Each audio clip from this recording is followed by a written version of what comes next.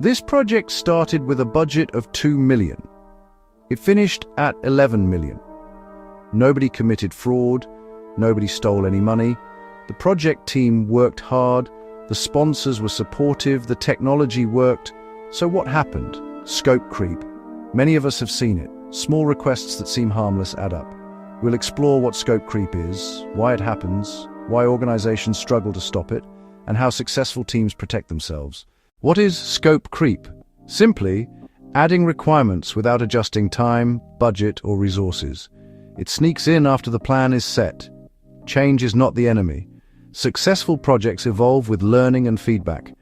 The problem is uncontrolled change, unplanned, unfunded, unresourced, approved informally, tracked poorly. It often looks harmless and just a tiny tweak, a quick request.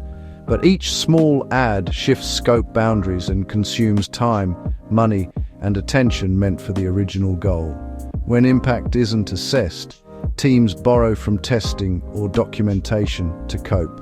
Schedules stretch, quality debt accrues, and the baseline stops matching reality. Without a clear scope baseline and change process, decisions become verbal and invisible. Classic signs. Work starts without estimates, risks go unexamined, people are added instead of replanning, budgets rise in fragments, one more report, one more integration, one more language, individually manageable. Together they compound into delay, cost and noise. That is scope creep. Definition. Again, requirements grow, but time, budget or resources do not. It arrives quietly, one decision at a time, rarely with fanfare. Left unchecked, those hairline cracks become structural failures. Mid-project, a stakeholder emails. Could we add an extra report? Tech says a day or two, approved. It looks tiny, harmless. A ticket is raised, a checkbox ticked, and the backlog grows. A week later, small dashboard enhancement. Another couple of days. Calendar pages flip, the estimate slips into the sprint. Meetings, mock-ups, reviews, each with overhead. Then an extra interface for regional teams. A new approval workflow to satisfy audit. Added security hardening, test cases, expand, languages, browsers, devices. The matrix multiplies. Extra training. Every change sounds reasonable. No one wants to say no, but each carries analysis, development, testing, documentation, and sign-off, compounding invisible load.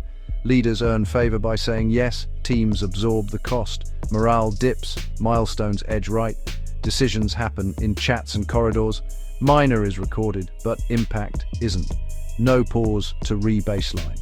Burn down flattens, contingency is spent in fragments, velocity masks the drag. Delivery date drifts quietly, projects rarely fail from one huge change. They fail from hundreds of small ones, the just one more thing problem. Each approval came from a rational place and sponsors hunting for maximum value, not trying to harm the project. The logic felt sound. If we're already spending 2 million, shouldn't we include this as well? Sponsors see benefits, teams see effort. Both perspectives are valid, but they are not the same picture. Without clear estimates and impacts, a yes feels cheap. The real cost is simply invisible. Approvals accumulate, objectives drift quietly from the baseline. On slides, benefits rise. On the floor, effort spikes. A heat map the sponsor rarely sees. Each new ask is defensible in isolation. Better reporting, tighter compliance, smarter integrations, but together they overwhelm capacity and bury the schedule. Without a single shared view of cost, schedule and scope, the true scale stays hidden. Then the consequence appears, the date slips, and the plan stretches far beyond the original objective. Headcount climbs to chase the expanded promise, workload rises faster than value delivered. Decision quality improves when effort, impact, and trade-offs are explicit. Without that clarity, momentum, not strategy, steers the project. Why do project managers struggle to say no? Many recognize the risk, the extra effort, and the hidden complexity. Yet, in the moment, they still agree. We tell ourselves it's small, manageable, something the team can absorb. Saying no is hard, Fear of being seen as obstructive outweighs clear cost-benefit thinking. You dread disappointing sponsors, triggering conflict, or slowing momentum. So requests slip into the plan quietly, one by one. We hope the team and schedule will cope. But hope is not a strategy. Protecting scope is a core duty, not anti-change, but pro-consequences and informed trade-offs.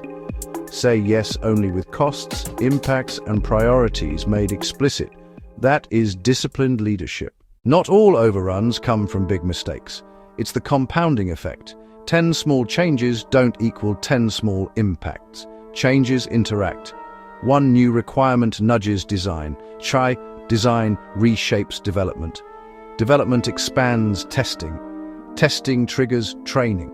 Training alters deployment and support. A tiny tweak now creates cross-teamwork. Handoffs multiply. Calendars slip. Dependencies ripple across systems, schedules, and budgets. Each ripple adds overhead, analysis, rework, retesting, re-sign-off. Damage accumulates slowly, then suddenly. Green turns amber, then red. That's how 2 million becomes 11, quietly, predictably, by compounding. The warning signs of scope creep were there, early and persistent. Sign 1, the requirements document kept growing, new pages, sections, and nice-to-haves, quietly promoted to must-haves. Meetings drifted from delivery to new ideas, more what if we also than what ships this sprint, with decisions spawning yet more brainstorming. The schedule was constantly revised, dates slipped right, milestones rebaselined, and certainty eroded. Testing windows shrank to make room for new builds. Quality risk climbed with every squeeze. Teams worked longer hours, late nights normalized, weekends voluntary, fatigue setting in. Just one more thing appeared everywhere, in emails, demos, corridor chats, each small, ask-bypassing proper assessment. The biggest sign, no one could clearly explain what was in scope anymore. Ambiguity reigned, ownership blurred. When scope clarity dies, risk spikes. Estimates crumble, costs swell, and accountability evaporates. Spot these signals early, pause and re-establish the baseline before creep takes over. Great teams don't avoid change, they manage it. Establish formal change control, assess impact before approval, quantify cost, explain consequences, force trade-offs. If something enters scope, something leaves. Reinforce constraints, time, budget, resources, change 1, sometimes 2, rarely all 3. Establish formal change control, assess impact before approval, quantify cost, explain consequences, force trade-offs, reinforce constraints, time, budget, resources, change 1, rarely all 3. Great teams don't avoid change. They manage it, establish control, measure impact, decide with discipline. That is how successful projects control scope. Scope creep often starts with good intentions. Sponsors chase value, stakeholders suggest improvements, and project managers want to help. But good intentions don't erase consequences. Every change consumes time, budget, and focus, with ripple effects on risk and quality. When yes is automatic, priorities blur. Teams deliver a lot, but little of it well. Discipline means surfacing cost and impact before committing. Leaders must choose. A few high-value requests over many nice-to-haves. That is how you protect scope, deliver confidently, and avoid your own Minerva. When someone says, it's only a small change, pause. Ask the real impact, the downstream effects, and the required trade-offs. Projects fail less from a single catastrophe, and more from many small drifts that quietly compound. That's the hidden cost of scope creep. Value diluted, budgets blown, teams exhausted. Tell us in the comments, what's the biggest change request you ever approved, and what did it really cost? Subscribe to Why Projects Fail for more lessons and real stories. Thanks for watching Why Projects Fail.